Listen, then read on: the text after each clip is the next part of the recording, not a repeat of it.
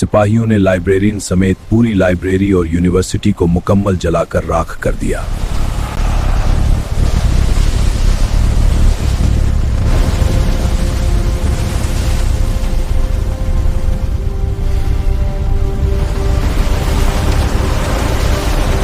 Taxila university क्या थी? ये सिर्फ एक दरसगाह नहीं बल्कि इल्म का एक अजीम मरकज था, जहां हर तरफ सीखने और सिखाने का सिलसिला जारी रहता था। टेक्सला दरअसल एक कदीम शहर था जो आज के पाकिस्तान के इलाके में वाक़ था। ये शहर अपने वक्त में इल्म और तहजीब का एक रोशन मरकज था, जहां दूर दूर से लोग इल्म हासिल करने के लिए आते थे। यहाँ कायम ये दरसगाह दुनिया की इब्तदाई यूनिवर्सिटियों में शुमार होती है। यहाँ तालीम का एक ऐसा निज़ाम था जो अपने वक्त से बहुत आगे था, जहाँ एक ही वक्त में मुख्तलिफ उलूम की तालीम दी जाती थी। यहाँ दुनिया भर से तलबा आते थे, मुख्तलिफ कौमों और थकाफ़तों के लोग यहाँ एक साथ सीखते थे। ये शहर वाकई एक आलमी तालीमी मरकज़ की हैसियत रखता था। मुख्तलिफ उलूम एक ही जगह सिखाए जाते थे। यहाँ इल्म की हर शाख एक ही मरकज़ में मौजूद थी। हर तालिब इल्म को मुख्तलिफ मैदानों में सीखने का मौका मिलता था। ये एक ओपन यूनिवर्सिटी सिस्टम की तरह था। तलबा को आज़ादी थी कि वो जिस उस्ताद से चाहें इल्म हासिल करें। यहाँ तालीम किसी एक जगह तक महदूद नहीं थी बल्कि हर तरफ फैली हुई। यहाँ तब फलसफा और रियाजी जैसे अहम उलूम पढ़ाए जाते थे। तुलबा को सोचने, समझने और सवाल करने की आज़ादी दी जाती थी। जंगी हिकमत अमली और सियासत भी यहाँ की तालीम का हिस्सा थी।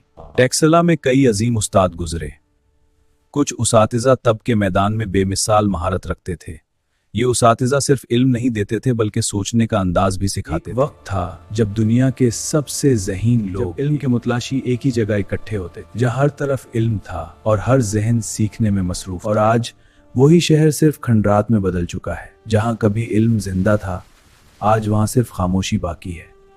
मगर सवाल ये है कि ये सब हुआ कैसे? 450 ईस्वी की एक उदास शाम, सूरज की आखिरी करने मारगला की पहाड़ियों की ऊँट में छुप रही थी।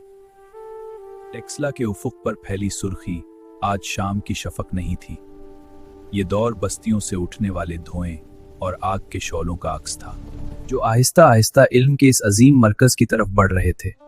सिरकप की चौड़ी गलियों में, जहां कभी यूनानी, हिंदी और वस्ती एशियाई स्कॉलर्स तिब और फलसफे पर बहस करते थे, आज एक अजीब सी हो का आलम था। फजा में संदल की खुशबू के बजाय खौफ रच बस गया था। यूनिवर्सिटी की अजीम लाइब्रेरी के एक तारीक गोशे में चाकी एक कदीम कलम हाथ में पकड़े बुर्ज भूज पत्थर की छाल पर कुछ लिख रहा था।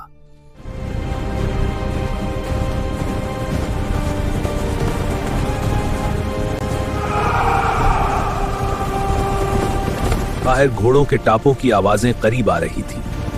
ये सफेद हिंद के वहशी कबाइल थे, जिनके नजदीक कागज की कीमत आग जलाने वाले ईंधन से ज्यादा न थी। लाइब्रेरी की ऊंची दीवारें हजारों तोमारून से भरी पड़ी थीं।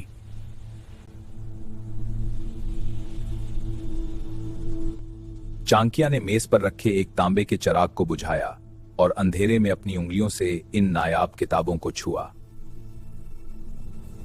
उसे मालूम था कि वो सब कुछ नहीं बचा सकता।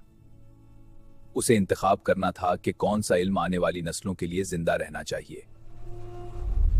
उसने अपने नौजवान शागिर्द आनंद को पुकारा, जो साए में खौफजदा खड़ा था।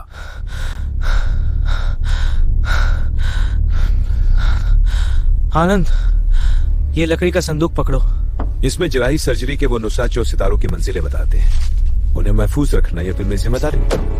उस्ताद, बाहर फौजें आ चुकी हैं। शहर पनाह की दीवारें टूट रही हैं।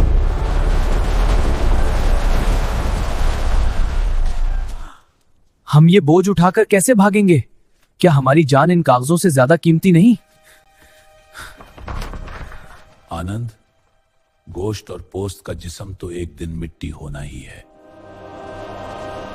लेकिन अगर ये हर्फ मिट गए तो इंसानियत दोबारा अंधेरों में गिर जाएगी। सोना दोबारा कानों से निकल सकता है, लेकिन खोया हुआ इल्म दोबारा हासिल करने में सदियां लग जाती हैं। हमला अचानक जोरदार धमाका हुआ और लाइब्रेरी का वजनी लकड़ी का दरवाजा टूट कर गिरा। फिर एक लम्हे में सब कुछ बदल गया। वहशी सिपाही आग और खून के साथ लाइब्रेरी के अंदर दाखिल हुए। चाणक्य ने आनंद को एक खुफिया रास्ते की तरफ धकेला जो बुद्ध मत के एक कदीम स्तूपे के नीचे से निकलता था। भागो आनंद, तुम इस इल्म के अमीन हो, इसे बचाओ। एक हिंद सिपाही चाणक्य की तरफ बढ़ा और उसके हाथ से वो संदूक छीनने की कोशिश की। बूढ़े चाणक्य ने अपनी लाठी से सिपाही का हाथ झटका। तुम मेरे जिस्म को खत्म कर सकते हो, लेकिन उस सच्चाई को नहीं जो इन किताबों में है। और फिर सिपाही ने गुस्से में तलवार बुलंद की, लेकिन ऐन उसी वक्त लाइब्रेरी की छत का एक जलता हुआ शहतीर उनके दरमियान गिरा। कुदरत की मुदाखलत से उनके दरमियान आग की एक दीवार खड़ी हो गई, जिसने चाणक्य और हमला आवरों को अलग कर दिया। चाणक्य ने मुस्कुराकर आनंद की तरफ देखा, जो अंधेरे रास्ते में गायब हो रहा था। उसने इत्मीनान का सांस लिया। बेज बोया जा चुका था। सिपाहियों ने लाइब्रेरियन समेत पूरी लाइब्रेरी और यूनिवर्सिटी को मुकम्मल जलाकर राख कर दिया।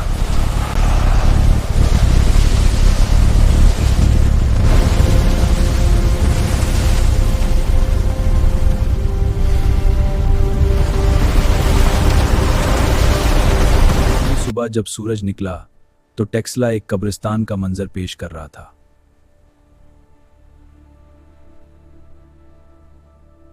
अजीम यूनिवर्सिटी की इमारत से अब भी धुआं उठ रहा था और लाखों किताबों की राख हवाओं में उड़ रही थी।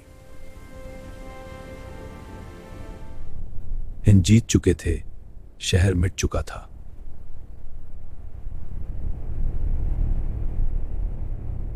लेकिन बहुत दूर मार्गला की घाटियों को पार करते हुए एक नौजवान अपने कंधे पर एक भारी लकड़ी का संदूक उठाए शुमाल की तरफ बढ़ रहा था। उसके पांव लहूलुहान थे, मगर उसकी नजरें मुस्तकबिल पर थीं। बरसों बाद जब तारीख दानों ने गुंधारा की तहजीब को दोबारा दरियाफ्त किया,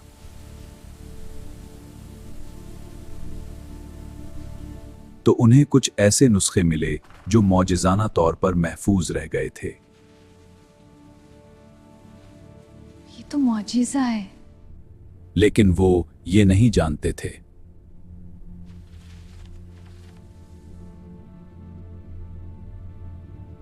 कि उन नुस्खों के पीछे एक बूढ़े लाइब्रेरियन की कुर्बानी थी।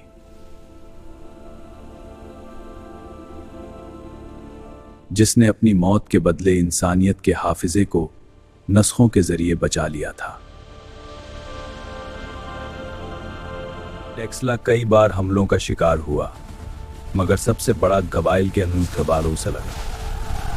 ये शहर इल्म का खजाना खो बैठा और कई नस्लों का इल्म जाया हो गया। आज टेक्सला एक यूनेस्को वर्ल्ड हेरिटेज साइट के तौर पर मौजूद है। यहाँ खंडरात मौजूद हैं और माहिरीन तहकीक कर रहे हैं। हर पत्थर और खंडर एक कहानी सुनाते हैं।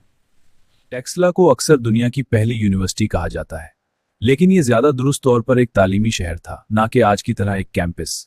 यहाँ इल्म के हर शोबे को इकट्ठा सीखने का मौका मिलता था। एक वक्त था जब दुनिया के सबसे ज़हीन लोग एक शहर में जमा होते थे, और आज वो शहर सिर्फ खुंडरात में बदल चुका है।